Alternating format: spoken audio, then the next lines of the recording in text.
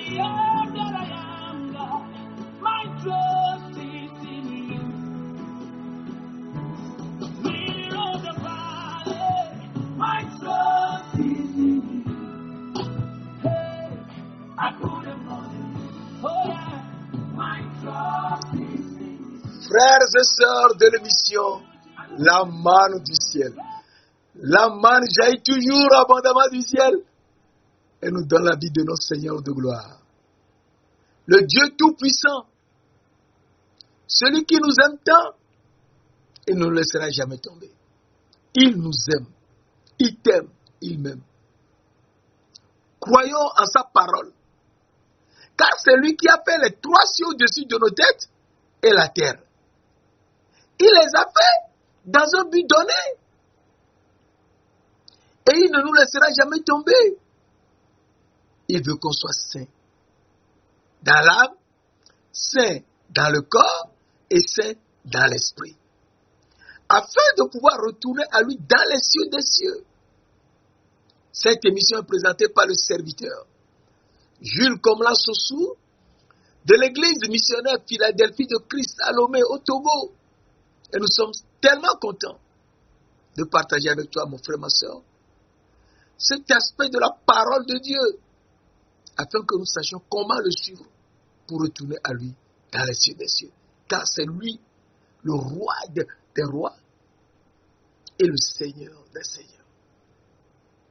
C'est lui, le roi des rois et le Seigneur des seigneurs.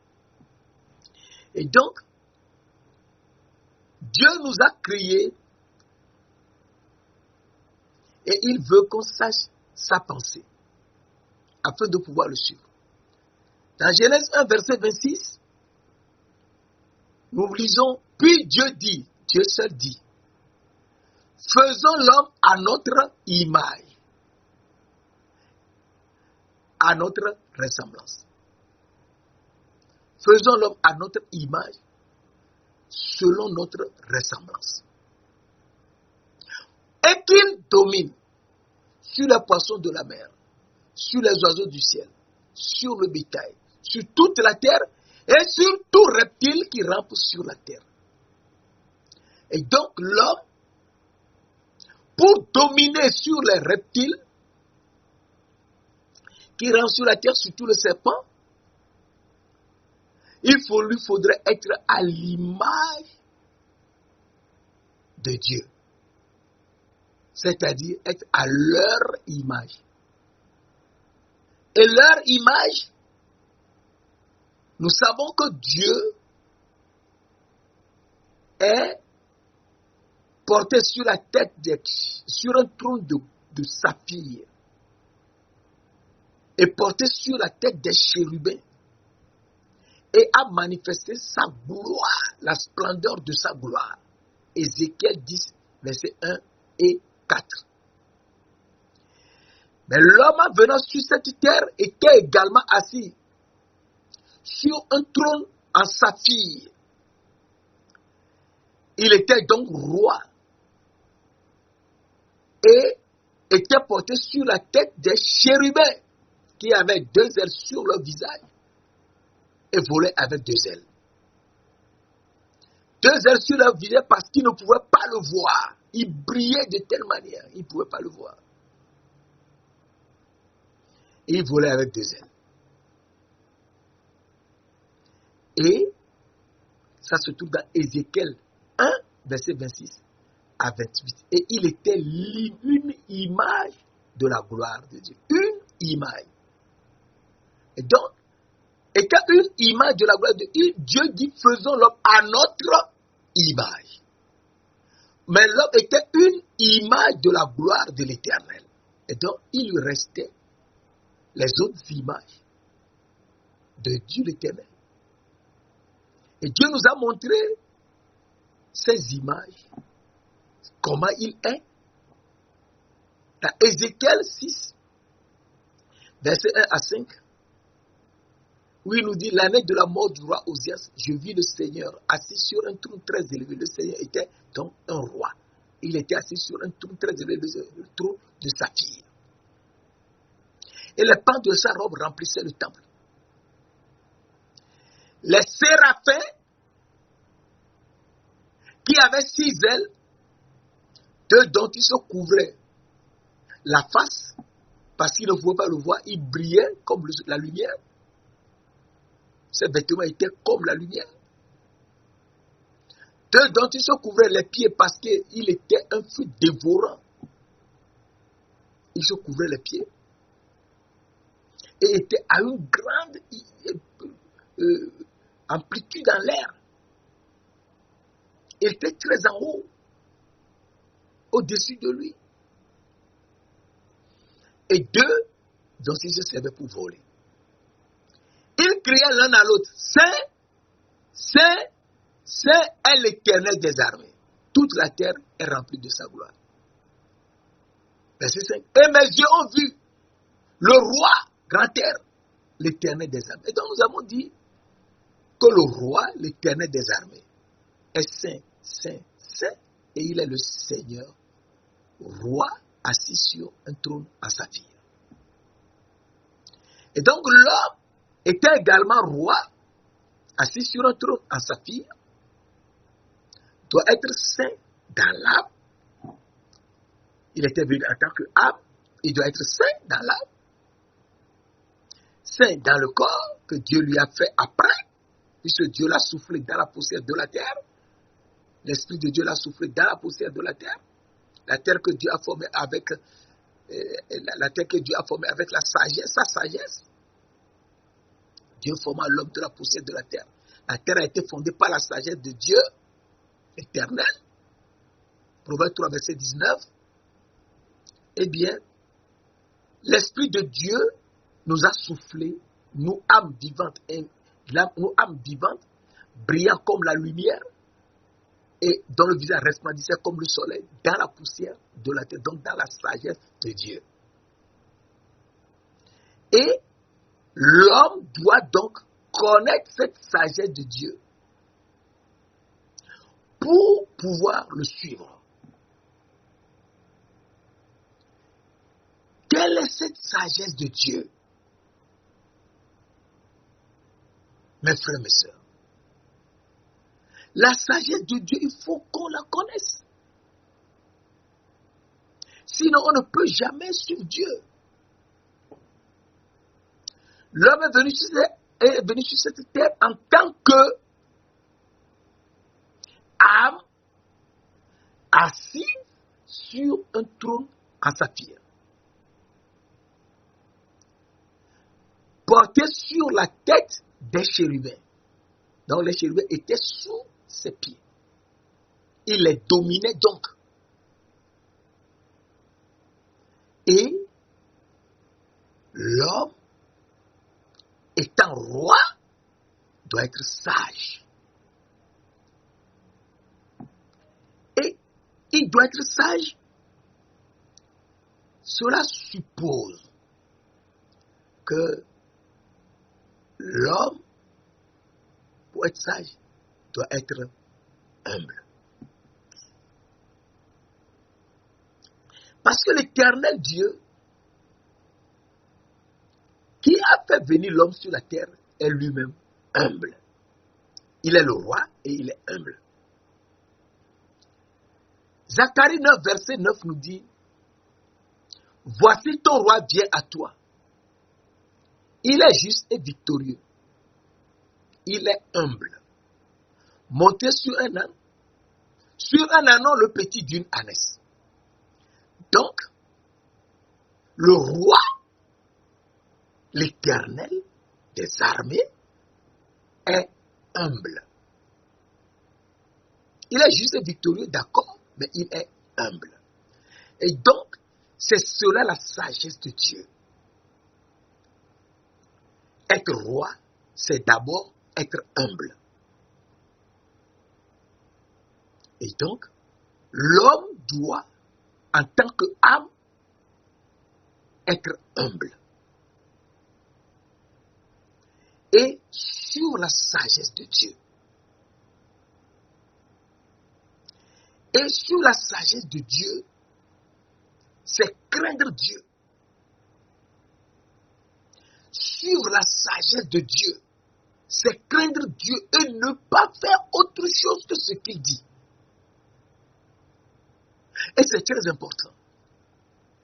Dieu a dit à l'homme, tu pourras manger de tous les arbres du jardin. Genèse 2, verset 16-17. Tu pourras manger, Dieu donna cet ordre à l'homme. Tu pourras manger de tous les arbres du jardin. Mais, tu ne mangeras, verset 17, tu ne mangeras pas l'arbre de la connaissance du bien et du mal. Car le jour où tu en mangeras, tu mourras. Donc, Dieu a donné un ordre à l'homme. Celui de manger tous les arbres du jardin, mais de ne jamais manger l'arbre de la connaissance du bien et du mal, car le jour où il le mangera, il mourra. Et là, au lieu de suivre la parole de Dieu et craindre Dieu dans sa parole,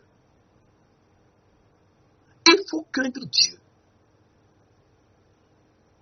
et respecter sa parole. L'homme n'a pas fait cela. Et il a mangé l'arbre de la connaissance du bien et du mal que la femme avait mangé. La femme qui a été faite par Dieu, l'éternel Dieu, à partir du corps, de la côte de l'homme. Donc, à partir de la sagesse de Dieu, puisque le corps a fait à partir de la sagesse de Dieu. Et Dieu a soufflé l'âme d'Adam et l'esprit d'Adam là-dedans. Et donc la femme a été créée par l'homme, par Dieu, pardon. La femme a été créée par Dieu pour être une aide à l'homme. Et donc, ce n'est qu'avec Dieu qu'elle doit avoir de relations. Et si elle veut savoir quelque chose, c'est à Dieu qu'elle doit poser la question. Elle ne doit pas voir ce que quelqu'un veut ou non. C'est avec Dieu qu'elle doit parler. Et c'est ça, la sagesse. C'est avec Dieu. Et donc, cette sagesse, la femme n'ayant pas fait, a commencé à parler avec le serpent et le serpent l'a trompé. Et donc, les deux ont mangé l'arbre de la connaissance du bien et du mal et se sont vus nus. L'homme est nu, la femme est nue. Ils se sont vus dans la chair. Et donc, étant aveugle et nu, il ne voyait plus. Dans l'âme. L'âme était aveugle et nu. Et c'est le corps qui conduit l'âme. Et le corps conduisant l'âme ne peut jamais savoir où se trouvent les cieux des cieux. Et donc, l'âme conduit l'aveugle, l'âme aveugle et nue. Eh bien, l'âme mange la parole de Dieu. Et le corps mange les fruits de la terre. À partir de là, le fruit de la terre qui sont le fruit des animaux qu'ils ont mangés. L'arbre de la connaissance du bien et du mal, c'est le fruit des animaux. Et Dieu a revêtu Adam et Ève de peau d'animaux. Il faut savoir cela. Proverbe et Genèse 3, verset 21, nous dit, Genèse 3, verset 21, qui est un verset très important. L'Éternel Dieu fit à Adam et à sa femme des habits de peau et il les a revêtis. Donc, s'il les a habillés de peau d'animaux, eh bien, l'homme a commencé à manger ce que les animaux mangeaient. Qu'est-ce que les animaux mangeaient? Les animaux mangeaient les fruits de l'arbre de la connaissance du bien et du mal. Étant donné qu'ils ont mangé l'arbre de la connaissance du bien et du mal, car ils ont été trompés par le serpent dont la sagesse c'est la ruse, eh bien, Dieu a condamné l'homme à manger les fruits de la terre. Nous lisons dans Genèse 3, verset 17 à 19. L'Éternel Dieu dit à l'homme, puisque tu as écouté la voix de ta femme, et tu as mangé de l'arbre au sujet duquel je t'avais donné ce toi, tu n'en mangeras point, le sol sera maudit à cause de toi. C'est à force de peine que tu en tireras ta nourriture tous les jours de ta vie. Donc, c'est à force de peine que l'homme doit tirer sa nourriture tous les jours de sa vie. Oh, donc, au départ, l'homme n'était pas fait pour manger la nourriture des animaux. Il doit manger l'arbre de la vie au milieu du jardin. Verset 18. Le sol te produira des épines et des ronces et tu mangeras de l'herbe des champs. Donc l'homme est condamné à manger l'herbe des champs et leurs fruits. Et c'est ça, l'herbe des champs et leurs fruits, c'est le fruit de l'arbre de la connaissance du bien et du mal qui était la nourriture des animaux. Et à partir de là, Dieu les a revêtus et Dieu les a chassés. Verset 22, Genèse 3, verset 22. L'Éternel dit, voici l'homme est devenu comme l'un de nous pour la connaissance du bien et du mal. Empêchons-le d'avancer la main, de prendre de l'arbre de la vie et d'en manger et de vivre éternellement. Donc Dieu a empêché l'homme de manger l'arbre de la connaissance, l'arbre de la vie au milieu du jardin pour vivre éternellement. Verset 23. Et l'Éternel chassa l'homme du jardin d'Éden pour qu'il cultivait la terre d'où il avait été pris. La terre en temps avait été maudite. La terre a été maudite à cause de l'homme. Et donc, nous voyons que la terre a déjà été maudite à cause de l'homme. Il mange la nourriture des animaux. Eh bien, étant aveugle, dans l'âme, l'âme ne voit plus. Et le corps, c'est le corps aujourd'hui qui conduit l'âme. Or, au départ, c'est l'âme qui existait avant la fondation du monde avec Dieu, dans les cieux des cieux. Parce qu'il était révélé du sang de Dieu. C'est l'âme qui conduisait le corps. Or, maintenant, étant aveugle dans l'âme, c'est le corps qui conduit l'âme. Or, le corps n'a jamais connu les cieux des cieux. Et donc, a été fait à partir de la poussière de la terre. Donc, sur cette terre, ce n'est que sur la terre que le corps peut conduire l'âme. Et l'âme ne connaît jamais, ne connaît plus le chemin qui peut aller dans les cieux des cieux. Et donc, nous étions perdus. Nous étions perdus parce que nous ne connaissons plus le chemin pour aller dans les cieux des cieux.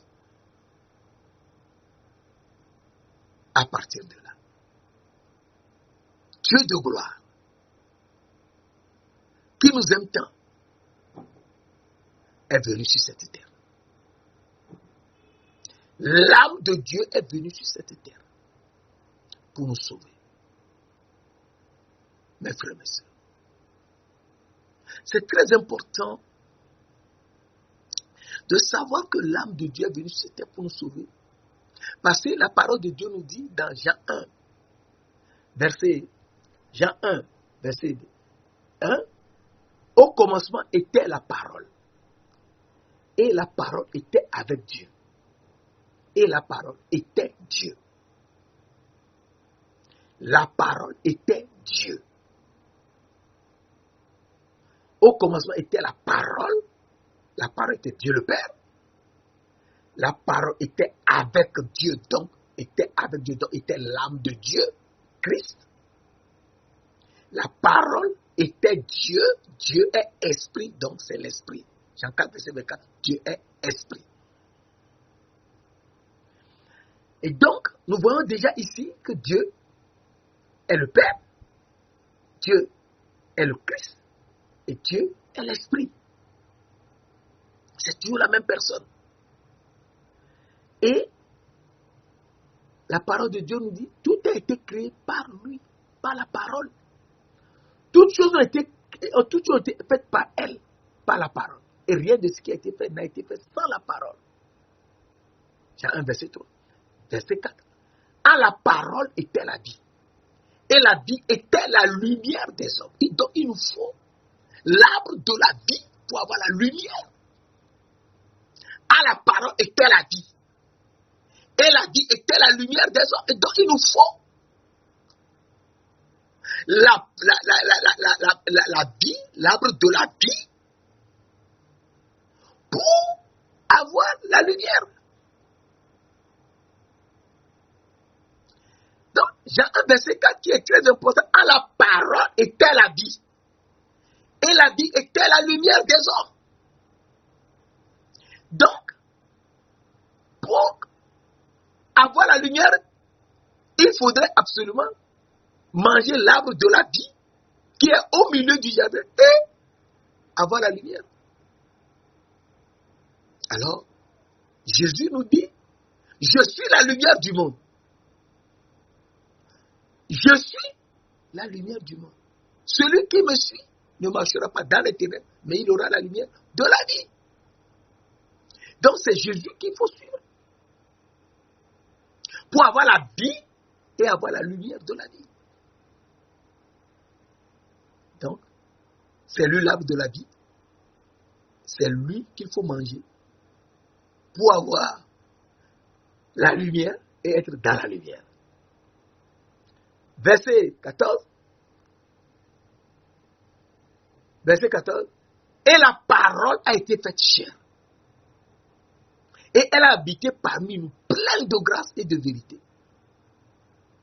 Et nous avons contemplé sa gloire. Une gloire comme la gloire du Fils unique venu du Père. Du Fils unique venu du Père. Si le Fils unique est venu du Père, donc le Fils unique est l'âme du Père. Alors verset 17-18 nous dit, qui est venu avec la grâce et la vérité. Alors la parole nous dit, car la loi a été donnée par Moïse.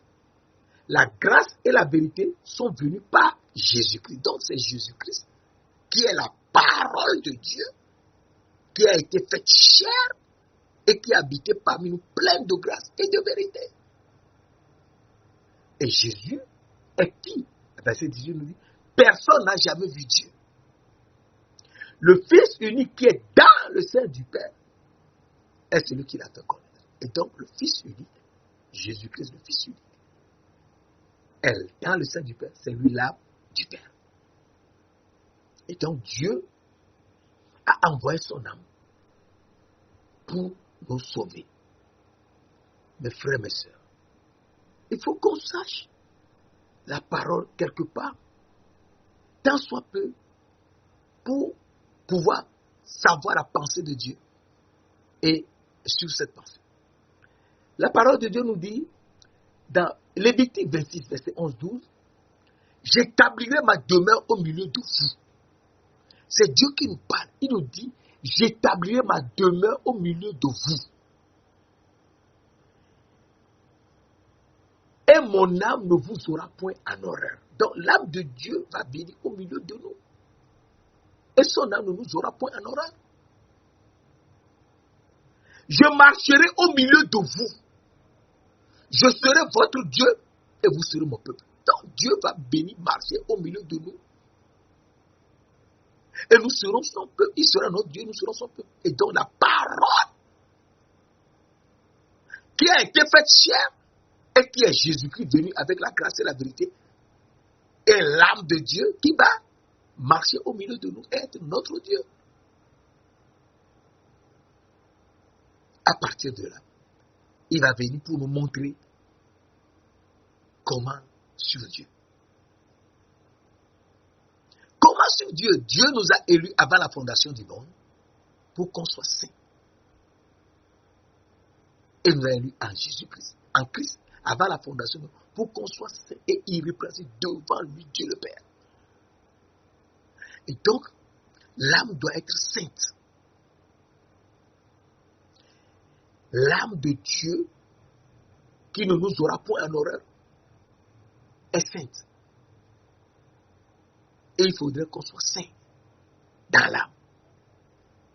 Cela veut donc dire, tel que nous l'avons vu dans Ésaïe 6, verset 1 à 5,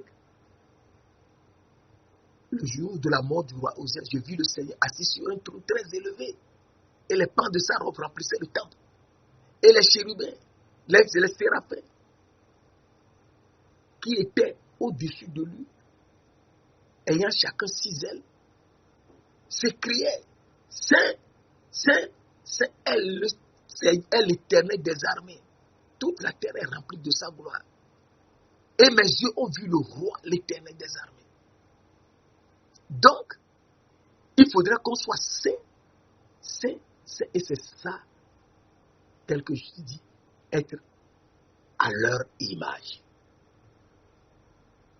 C'est cela, être à leur image. Et donc l'homme doit être saint dans l'âme. Et pour être saint dans l'âme, il faudrait que l'homme reste sage. Et cette sagesse, c'est de suivre la parole de Dieu et de le craindre. Proverbe 15, verset 33 nous dit, la crainte de l'Éternel enseigne la sagesse. Et l'humilité précède la gloire. Et donc, il faudrait qu'on sache que l'humilité, c'est ça qui précède la gloire. Et la parole a été faite chair. Et elle habitait parmi nous, pleine de grâce et de vérité. Et nous avons contemplé sa gloire. Une gloire comme la gloire du Fils unique venu du Père. Or, le Fils unique venu du Père est l'âme de Dieu. Et l'âme de Dieu qui va habiter parmi nous, eh bien, il est venu et il est le roi. Et donc, notre âme aussi doit savoir que pour être dans la gloire, il lui faut craindre Dieu, savoir cela. Et c'est ça, sa sagesse, craindre Dieu et être humble. Et c'est cette humilité qui lui donnera la gloire. À partir de ce moment, nous devons comprendre que notre âme doit craindre Dieu et être dans la sagesse de Dieu. Et étant dans la sagesse de Dieu, il lui faut être humble. Et donc, nous devons savoir que Dieu nous dit d'être humble, cela suppose, et cela veut dire, ce n'est pas supposer, cela veut dire qu'il nous faut suivre la parole de Dieu. Notre âme ne vit que de la parole de Dieu. Rien d'autre. Notre âme ne vit pas de la nourriture des animaux. Mais notre âme vit de la parole de Dieu. Et c'est très important. Et c'est cette parole même qui a été faite chair. Et qui est l'âme de Dieu. Et qui est venue habiter parmi nous pleine de grâce et de vérité. Et notre âme doit manger cette parole. Et quelle est cette parole? Il est écrit. Ce qui est écrit, c'est ça. Ce que notre âme mange. Et donc notre âme doit manger et demeurer humble la parole de Dieu. Et jamais le fruit de la connaissance du bien et du mal. Et à partir de là, nous devons comprendre que notre âme, Jésus-Christ qui est venu sur cette terre, veut réhabiliter notre âme. Et il va briser la tête du serpent, dont la sagesse a été de nous tromper dans le jardin d'Éden. Matthieu 4, versets 1 à 4, on peut lire: l'Esprit de Dieu a amené Jésus-Christ dans le désert pour être tenté par le diable. Après avoir jeûné 40 jours et 40 nuits, il eut faim. Jésus avoir faim, c'est une façon de laisser le diable approcher. Le tentateur, verset 3, le tentateur s'est approché, lui dit: si tu es fils de Dieu, ordonne que ces pierres deviennent des pains. Jésus n'a jamais, la parole de Dieu n'a jamais dit nulle part dans la Bible de transformer les pierres en pain. Jamais. Dans la sagesse de Satan, le diable, le tentateur, c'est de tromper les gens. Tout comme il avait trompé Adam et Ève, qui ont perdu leurs yeux de l'âme et leurs habits de lumière. Et donc, Jésus lui dit, et Jésus, qu'il a approché, Jésus, le roi, s'est fait humble. Il n'apparaissait pas comme Dieu. Non. Parce qu'il est venu pour quelque chose. Il est venu pour reprendre la royauté que le Satan nous avait volée. Il reprend cela. Et il s'est fait humble. Et c'est ce que nous avons vu dans Zacharie 9, verset 9. Il s'est fait humble. Et le serpent, le tentateur, le diable, l'a approché. Dieu de gloire, le Tout-Puissant. Qui peut l'approcher? Non. Le feu dévorant? Non. Donc, il s'est fait humble. Et le chérubin, qui après on appelle Satan, le serpent, l'a approché, le tentateur. Si tu es fils de Dieu, ordonne que ces pierres deviennent des pains, les pierres. Alors Jésus lui a dit, il est écrit, l'homme ne vivra pas de pain seulement, mais de toute parole qui sort de la bouche de Dieu. Donc l'homme, le corps, peut vivre du pain. Le pain qui est la nourriture des animaux ici.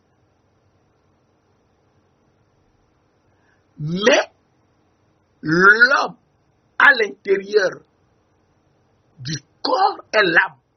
Et l'âme ne vit que de la parole de Dieu. Donc l'homme visible est deux. Même trois. Mais parlons de deux d'abord. L'homme est corps visible. Mais à l'intérieur du corps, il y a l'âme qu'on ne voit pas. Et qui est aveugle. Et que le corps conduit comme il veut. Et donc, l'âme ne vit que de la parole de Dieu. Alors, Satan, le diable, a été brisé là-bas. Jésus lui a écrasé la tête. Que sa sagesse de tromper les gens, d'être rusé, ne marche pas. Il lui a repris la couronne de roi qu'il nous avait volée. Et Jésus veut nous redonner cette couronne de roi. Et pour nous la redonner, eh bien, il faut qu'on soit saint dans l'âme. En étant comment? En étant humble pour découvrir sa gloire. Il faut être humble. Et donc, 11, verset 2 nous dit, Proverbe 11, verset 2, Proverbe 11, verset 2, nous dit, quand vient l'orgueil, vient aussi l'ignominie.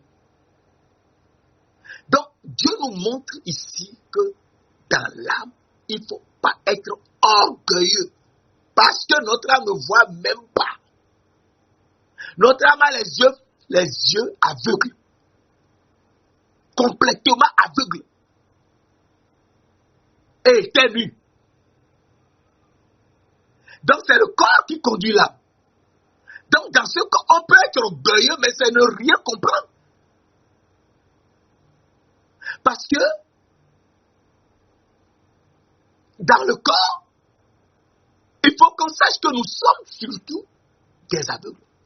Nous, les âmes, nous sommes des aveugles. Et donc, le corps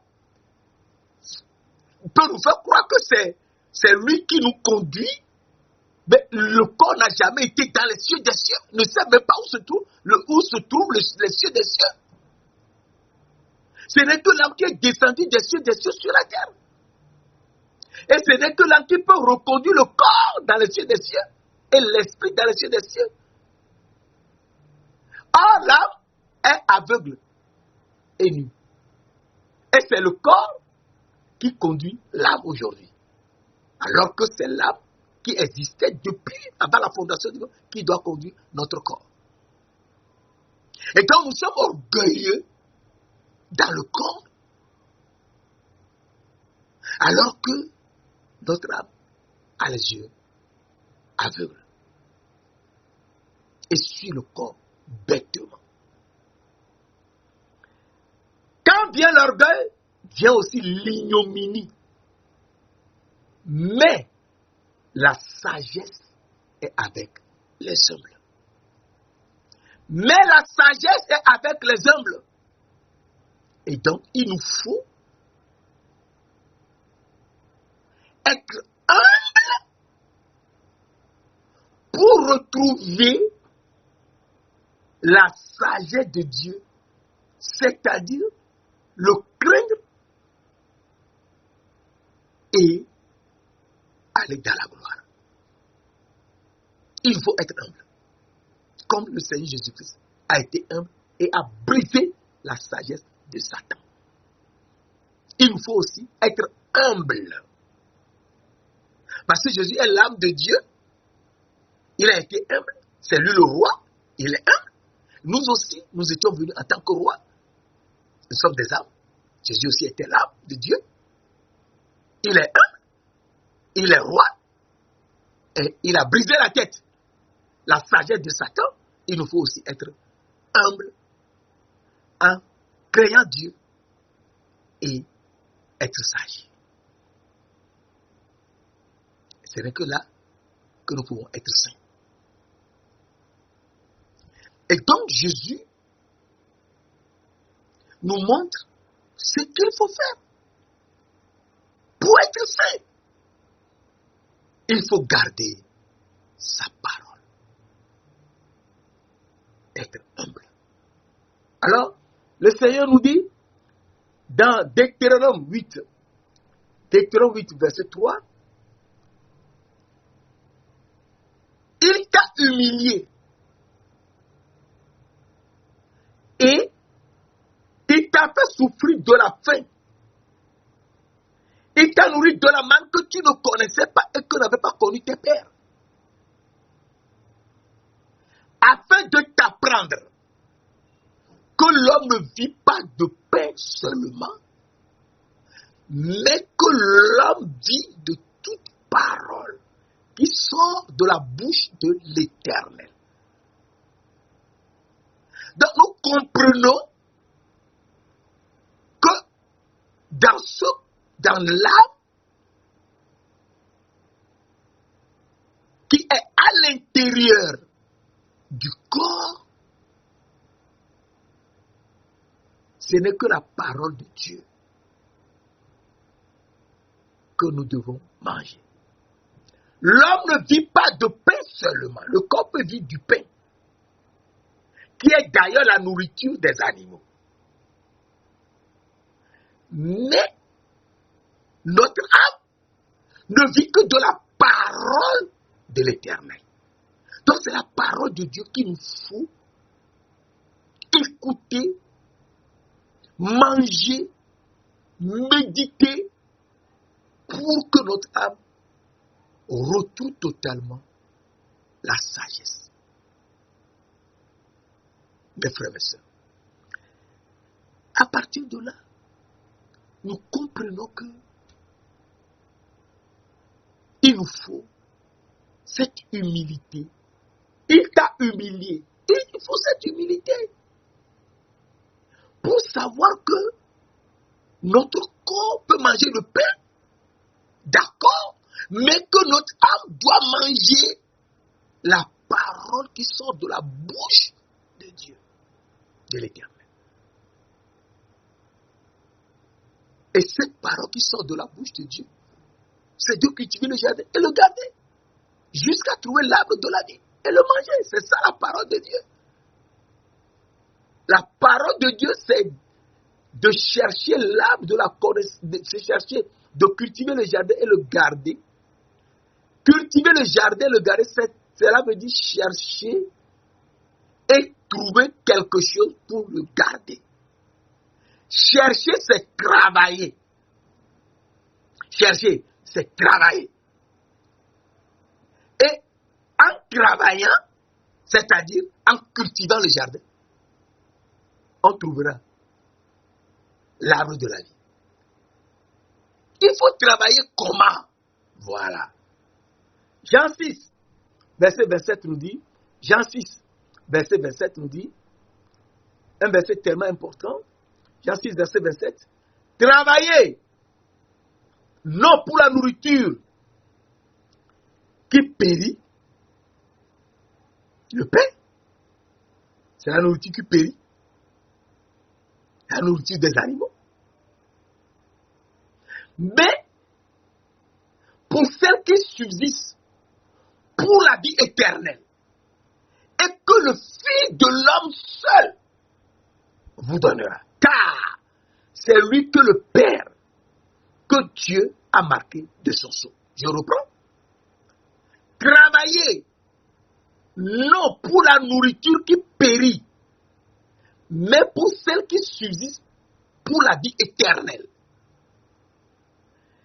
Et que le Fils de l'homme seul vous donnera. Car c'est lui que le Père, que Dieu a marqué de son sceau. Donc, nous devons travailler, non pour la nourriture qui périt, le pain, la nourriture que nous mangeons dans ce corps. Non. Mais pour celle qui subsiste pour la vie éternelle, donc celle qui subsiste pour la vie éternelle, c'est l'arbre de la vie. C'est le pain de l'arbre de la vie que nous devons manger. C'est le pain de vie que le Fils de l'homme seul nous donnera. Le Fils de l'homme seul nous donnera, oui, c'est lui seul qui nous donnera. Eh oui, allez nous dit, c'est le pain de vie.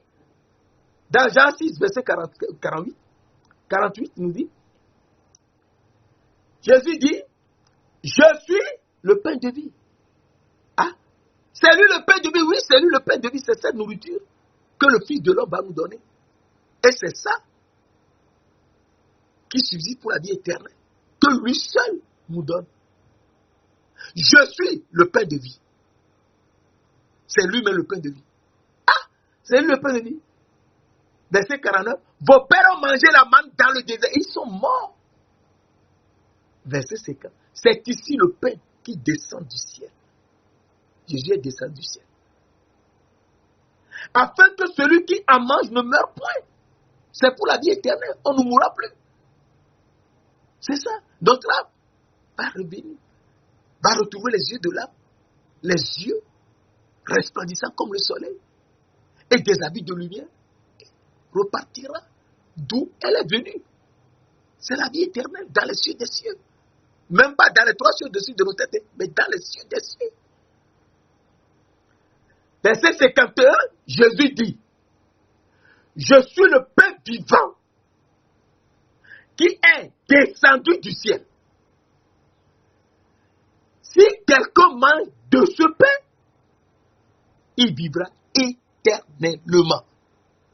Je suis le pain vivant qui est descendu du ciel.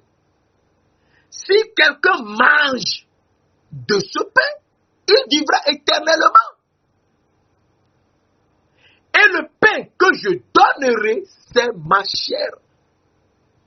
Et le pain que je donnerai, c'est ma chair.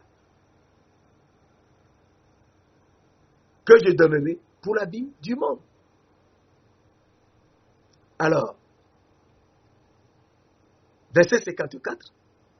Celui qui mange ma chair et qui boit mon sang a la vie éternelle. Et je le ressusciterai au dernier jour. Verset 55. Car ma chair, c'est Jésus qui parle, le roi des rois, le Seigneur des seigneurs. Car ma chair est vraiment une nourriture. Travaillez non pour la nourriture qui périt, mais pour celle qui subsiste pour la vie éternelle, c'est lui. La nourriture qu'il nous faut manger. Car ma chair que nous devons manger est vraiment une nourriture. Et mon sang est vraiment un breuvage. C'est ce que nous allons boire. Un breuvage. Prenez et mangez, ceci est mon corps. Faites ceci en mémoire de moi. Luc 22, verset 19. Prenez et buvez, ceci est mon sang. C'est mon sang. Le sang de la nouvelle alliance. Matthieu 26, verset 27 et 28. Et donc, il nous dit, celui qui mange ma chair et qui boit mon sang demeure en moi et je demeure en lui. Comme le Père qui m'a envoyé comme le Père qui est vivant m'a envoyé et que je vis par le Père, ainsi celui qui me mange vivra par moi. Celui qui me mange vivra par moi. Il faut le manger. C'est ici le pain qui est descendu du ciel. Il n'en est pas comme de vos pères qui ont mangé la manne dans le désert et qui sont morts. Celui qui mange ce pain que je suis, le pain de vie, vivra éternellement. Et donc, c'est lui qu'il faut manger pour vivre éternellement. Et donc, notre âme comprend que c'est le corps de Jésus que nous devons dans le corps manger. Et c'est très important. Et donc, elle doit s'humilier. S'humilier, c'est ça, sa sagesse. Et une fois qu'elle est réveillée et que Dieu lui redonne les yeux de l'âme, eh bien, elle peut diriger le corps pour manger. L'arbre de la vie qui est au milieu du jardin d'Éden et avoir la vie éternelle. Et donc, nous devons savoir que dans l'âme, il nous faut être humble. Pour manger la parole de Dieu. Et manger la parole de Dieu, c'est craindre la parole de Dieu.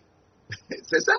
Manger la parole de Dieu, c'est craindre la parole de Dieu. Parce que Proverbe 15, verset 33 dit, la crainte de l'Éternel enseigne la sagesse. l'humilité précède la gloire.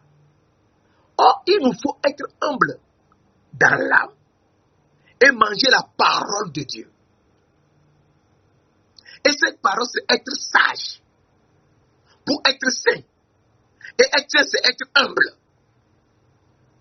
Et retrouver notre dignité de roi.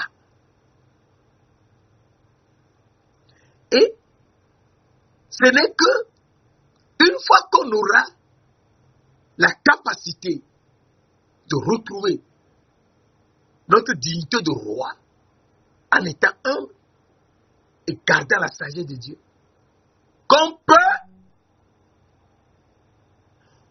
tout en étant dans le corps, conduire le corps et permettre au corps de manger l'arbre, le fruit de l'arbre de la vie, qui est le pain de vie. Et une fois que le corps aura mangé le pain de vie, eh bien, notre âme, notre esprit aussi sera humble. Notre corps sera humble en étant sain et manger le pain de vie, qui est Jésus-Christ, le corps de Jésus-Christ, la chair de Jésus-Christ, pour demeurer sain et avoir la domination surtout, la domination surtout, car Jésus domine surtout. Colossiens 2, verset 10. Jésus domine surtout. Et nous aussi, dans le corps, nous allons dominer. Et enfin, notre esprit aussi sera humble et sera intelligent. Parce que le corps, dans le corps, il faut on ait la connaissance de Dieu. Et notre esprit aura la connaissance, aura l'intelligence de Dieu et sera également humble. À partir de là, nous comprenons que sur cette terre, nous devons faire très attention pour avoir les yeux de l'âme ouverts. Conduire notre corps et les deux conduire l'esprit, notre esprit, pour retourner dans les cieux des cieux. Saint-Esprit, Esprit du Dieu vivant, Esprit de gloire, nous te remercions. Enseigne-nous. Montre-nous le chemin que nous devons suivre et être derrière toi, pour aller dans la vie éternelle. Merci de nous le montrer au nom précieux de notre Seigneur de gloire.